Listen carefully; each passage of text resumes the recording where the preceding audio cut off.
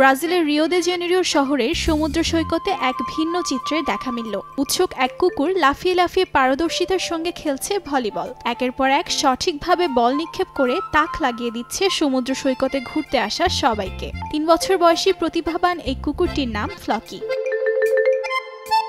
Volleyball খেলার প্রথম শর্ত হলো খেলোয়াড়ের হাত ও বাহু ব্যবহার করা যাবে না। ফ্লকি খেলার নিয়ম ভঙ্গ না করেই তার মুখ দিয়ে নিক্ষেপ করে যাচ্ছে তার দিকে আসা বল। কুকুরটির মালিক জানায় তার বিভিন্ন কৌশলে খেলার নিয়মগুলো ইনস্টাগ্রামের দর্শকদেরকে আকৃষ্ট করেছে, যে কারণে ফ্লকির ইনস্টাগ্রাম ও টিকটকে রয়েছে লাখ লাখ ফলোয়ার। ব্রাজিলের অন্যতম বিখ্যাত কুকুরে পরিণত হয়েছে ফ্লকি।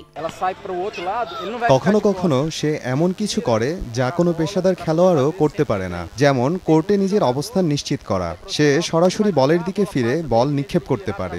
সে ইনস্টাগ্রামে বেশ বিখ্যাত। কৌশলগত দিক দিয়ে সে 10-এ 10। সমুদ্র সৈকতে ঘুরতে আসা অনেকেই ফ্লকিকে দেখে চিনতে পারে। দর্শনার্থীরা জানায় তারা এত কাছে থেকে ফ্লকিকে খেলতে দেখতে পারবে তা ভাবেননি। অর্জিতা শাহজিন, সময় সংবাদ।